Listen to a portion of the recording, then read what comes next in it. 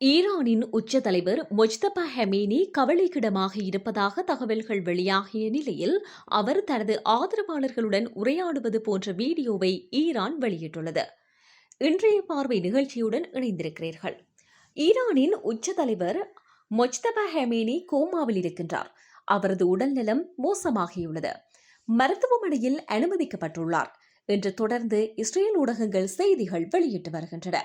இதற்கிடையே மொஜ்தபா ஹெமேனி நலமுடன் மற்றவர்களுடன் பேசிக் கொண்டிருக்கும் வீடியோவை ஈரான் வெளியிட்டு இஸ்ரேல் அமெரிக்காவிற்கு பெரும் அதிர்ச்சி வைத்தியம் கொடுத்திருக்கிறது. ஈரான் மீது இஸ்ரேலும் அமெரிக்காவும் போரை தொடங்கி நடத்தின. பிப்ரவரி மாதம் 28ஆம் தேதி நடந்த அட்டாக்கில் ஈரானின் உயர்மட்ட தலைவர் அயதுல்லா அலி ஹமேனி கொல்லப்பட்டார். இதனையடுத்து ஈரானின் உயர்மட்ட தலைவராக அயதுல்லா அலி ஹமேனியின் மகன் மொஜ்தபா ஹெமேனி தேர்வு செய்யப்பட்டார். மொஜ்தபா ஹெமேனி உயர்மட்ட தலைவராக தேர்வான பிறகு அவர் பொதுவெளியில் வரவே இல்லை.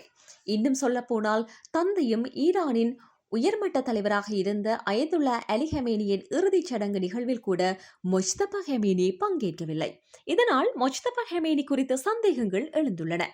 இதற்கிடையே தான் இஸ்ரேல் ஊடகங்களில் தொடர்ந்து மொஜ்தபா ஹெமேனியின் உடல்நலம் குறித்து பல்வேறு வகையான செய்திகள் எல்லாம் வெளியாகி வருகின்றன. ஈரான் மீதான அமெரிக்கா இஸ்ரேல் தாக்குதலில் மொஜ்தபா ஹெமேனியின் உடல் சிதைந்துவிட்டது. அவர் கோமாவில் உள்ளார் என்று தொடர்ந்து பல செய்திகள் வெளியிடப்பட்டன. இந்த நிலையில் தான் தற்போது இஸ்ரேல் ஊடகங்களில் மொஜ்தபா ஹெமேனியின் உடல்நலம் மோசமாகியுள்ளது, அவர் மருத்துவமனையில் அனுமதிக்கப்பட்டார், மோசமான நிலையில் சிகிச்சை அளிக்கப்பட்டு வருகிறது என்று கூறப்பட்டிருந்தது. இஸ்ரேலின் சேனல் 14 என்ற செய்தி நிறுவனம் வெளியிட்ட செய்தியில் மொஜ்தபா ஹெமேனியின் உடல் நலம் மிகவும் மோசமாக உள்ளது என கூறப்படுகிறது. அதேபோல் ஜெருசலேம் போஸ்ட் வெளியிட்ட செய்தியில் ஈரான் அரசுக்கு நெருக்கமான தரப்பினரிடம் விசாரித்த போது என்று சில விஷயங்கள் தெரிவிக்கப்பட்டுள்ளது. அதில் மொஜ்தபா ஹெமேனி விரைவில் மரணமடைந்தாலும் கூட நாங்கள் ஆச்சரியப்பட மாட்டோம் என்று கூறி அவரது உடல்நலம் மோசமாகியுள்ளதை தெரிவித்ததாக கூறப்படுகிறது. அது மட்டுமில்ல, மொஜ்தபா ஹெமேனியின் உடல்நலம் மோசமாகியுள்ளதால் அடுத்த உயர்மட்ட தலைவர் யார் என்பது தொடர்பான விவாதம் நடந்து வருகின்றது எனவும் அந்த செய்தியில் குறிப்பிடப்பட்டிருந்தது. இதற்கிடையில் தான் தற்போது ஈரான் அந்த செய்தி பொய் என சொல்லும் வகையில் வீடியோ ஒன்றை வெளியிட்டுள்ளது. அத்துடன் ஈரானின் செய்தி நிறுவனம் ஒன்று மொஜ்தபா ஹெமேனி சிலருடன் அமர்ந்து பேசிக் கொண்டிருக்கும் வீடியோ ஒன்றை வெளியிட்டுள்ளது. அதில் மொஜ்தபா ஹெமேனி மற்றும் சிலர் உள்ளனர். மொஜ்தபா ஹெமேனி இயல்பாக பேசுவது போல் அந்த வீடியோ அமைந்துள்ளது. இதன் மூலம் மொஜ்தபா ஹெமேனி நலமாக இருக்கின்றார், அவரது உடல்நலம் பற்றி பரவும் தகவல் பொய்யானது என்பதை ஈரான் வெளிப்படுத்தியுள்ளது. இருப்பினும் இந்த வீடியோ எப்போது, எந்த நேரத்தில், எந்த திகதியில் எடுத்தது என்பது பற்றிய விவரத்தை வெளியிடவில்லை. இதனால் இது பழைய வீடியோவாக கூட இருக்கலாம் என்று தரப்பினர் கூறி வருகின்றனர். அதேவேளையில் இன்னொரு தரப்போ ஒருவேளை மொஜ்தபா ஹெமேனி உயிருடன் நலமாக இருக்கின்றாரா என்ற கேள்வி எழுப்பி வருகின்றனர். ஈரானின் இந்த வீடியோவால் மக்கள் மட்டுமின்றி இஸ்ரேல், அமெரிக்கா குழம்பியுள்ளது. மொஜ்தபா ஹெமேனியின் உடல்நலம் பற்றிய அந்த நாடுகளின் உளவுத்துறையினர் விசாரணை மேற்கொள்ள தொடங்கியுள்ளனர். இதேவேளை ஹோர்முஸ் நீரினை சுற்றிலும் பதற்றமும் தொடர்ந்து நீடித்து வருகிறது. இதற்கிடையே ஹோர்முஸ் நீரினை திறக்க வேண்டுமென்றால் அமெரிக்கா தனது நடவடிக்கைகளை மாற்றிக்கொள்ள வேண்டும் என்றும் ஈரான் புதிய நிபந்தனைகளை விதித்துள்ளது. உலக எரிபொருள் வர்த்தகத்தில் கணிசமான பங்கு ஹோர்முஸ் சுற்றி நடக்கும் நிலையில் ஈரானின் இந்த கருத்து பதற்றத்தை அதிகரிப்பதாகவே இருக்கிறது. வளைகுடாவில் அமெரிக்கா, ஈரான் நாடுகள் நேரடியாக தாக்குதல் நடத்துவதை நிறுத்தியுள்ளன. ஆனாலும் அங்கு போர் நிறுத்தம் முழுமையாக அமலுக்கு வந்துவிட்டது என சொல்ல முடியாது. அங்கு தொடர்ந்து பதற்றம் நிலவி வருகிறது. சர்வதேச எரிசக்தி வர்த்தகத்தில் ஹோர்முஸ் முக்கிய பங்கு வகிக்கும் நிலையில் அதை சுற்றிலும் பதற்றம் ஏற்பட்டுள்ளது. இதற்கிடையே ஹோர்முஸை திறக்க சில புதிய நிபந்தனைகளை ஈரான் விதித்துள்ளது.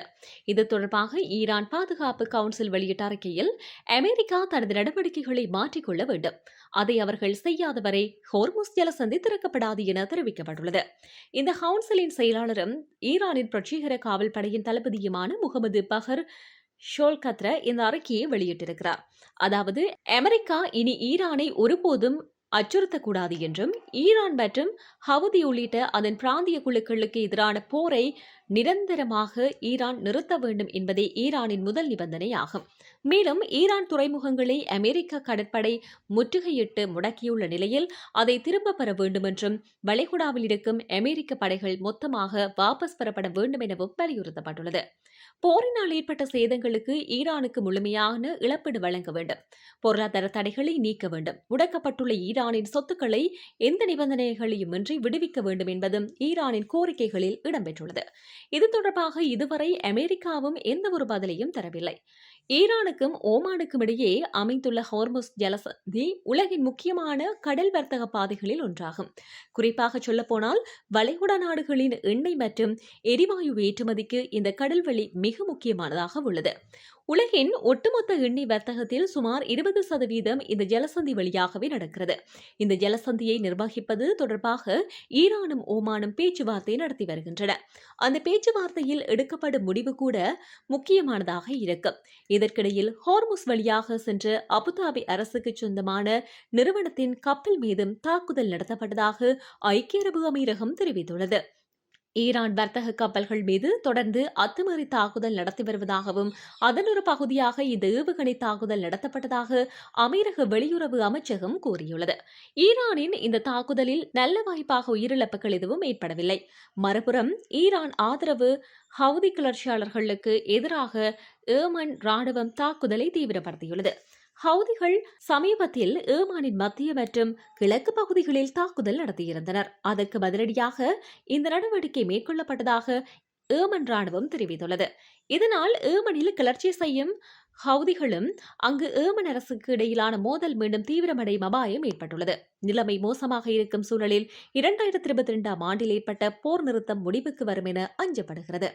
ஏமனில் மீண்டும் பெரிய அளவிலான உள்நாட்டு போர் உருவாகக்கூடும் என்று ஐநா சிறப்பு தூதுவர் தெரிவித்திருக்கின்றார்.